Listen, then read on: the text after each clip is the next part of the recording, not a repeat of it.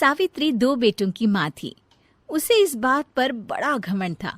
वो मानती थी कि बेटे घर की शान होते हैं। ये ले सावित्री, मिठाई खा, मेरे यहाँ पोती पैदा हुई है। ये सुनते ही सावित्री मुंह बना के कहती है, अरे तू तो लुट गई, बर्बाद हो गई, तेरे यहाँ लड़की पैदा हो गई। अरे तू ऐसा क्यों कह रही है? मैं तो बहुत खुश हूँ।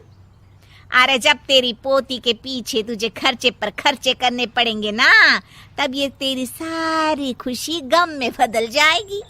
पहले लड़की की पढ़ाई लिखाई का खर्चा, फिर उसकी शादी का खर्चा। अरे आजकल की शादियाँ कितनी महंगी हो गई है। गहने बनाओ, लाखों रुपए पानी की तरह बह जाते हैं। लड़कियाँ तो सिर्फ खर्चा करवाने के लिए ही पैदा होती हैं। इस तरह लड़कियों के प्रति अपने विचार व्यक्त करते हुए सावित्री ममता को लंबा चौड़ा भाषण देके चली जाती है। अब तो आप लोग इस कहानी में सावित्री देवी का पात्र अच्छी तरह समझ ही गए होंगे। कुछ समय बाद सावित्री की बड़ी बहू भी एक लड़की को जन्म देती है। फिर क्या था, सावित्री पूरा आसमान सर पर उठा लेती है। हे भगवान, ये तू मुझसे किस जन्म का बदला ले रहा है? अरे मैं तो मंदिर में रोज आकर तुझसे कहती तो थी कि मुझे एक पोता चाहिए, और तूने मुझे पोती दे दी। इतनी मिठाइयाँ और प्रसाद चढ़ाने का क्या फायदा हुआ? तभी सावित्री की बहू निशा कहती है, क्या माँ जी, आप भी इतनी सी बात पर नाराज हो गई हैं? देखिए तो आपकी पोती कितनी सुंदर है, बिल्कुल आप पर गई है। अरे चुप कर, तुझे 9 महीने इतने महंगे महंगे काजू बादाम फल फ्रूट खिलाने का फायदा क्या हुआ? मेरे तो सारे पैसे बर्बाद हो गए। ये सुन सावित्री का बड़ा बेटा अजय कहता है, माँ, तुम सिर्फ नाम के लिए 2020 में रहती हो।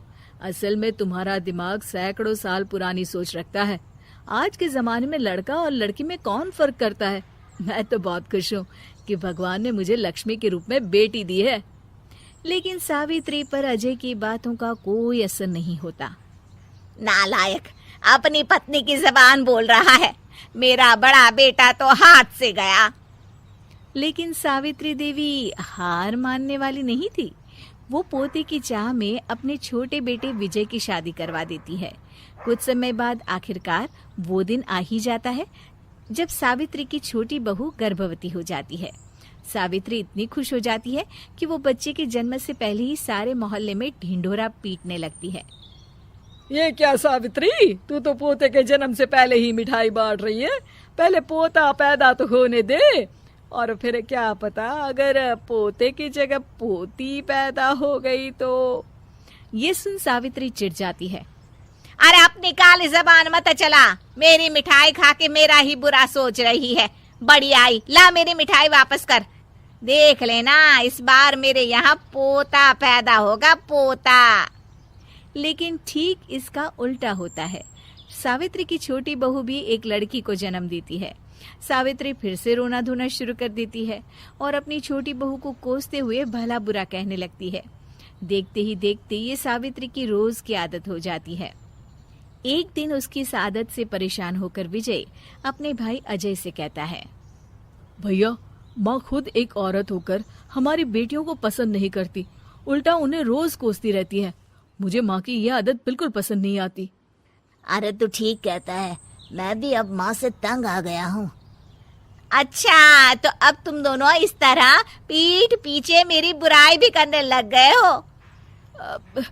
नहीं माँ, हम चाहते हैं कि घर में शांति बनी रहे। हमें हमारी बेटियाँ बहुत प्यारी है। मैं नहीं चाहता कि वह तुम्हारे ताने सुन सुन कर बड़ी हो, और इसीलिए हम दोनों ये घर छोड़कर चले जाएंगे। हाँ माँ, मैं भैया की बात से सहमत हूँ। जब तुम इस घर में अकेली रहोगी तब तुम्हें अपनों की कीमत का एहसास होगा।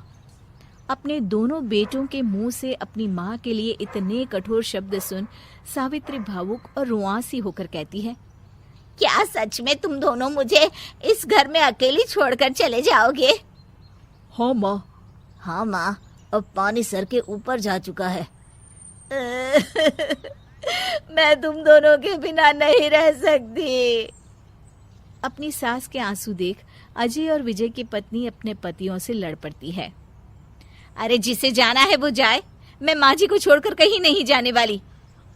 भाभी, आप ये क्या कह रही हैं? वही जो तुम सुन रहे हो, दीदी बिल्कुल सही कह रही है। हम बेटियों के संस्कार हमें सिखाते हैं कि सास माँ समान नहीं बल्कि माँ ही होती है और उस माँ की जिंदगी भर सेवा की जाती है। बेटे अपना फर्ज भूल सकते हैं, लेकिन बेटियां नहीं। आप दोनों शौक से जा सकते हैं।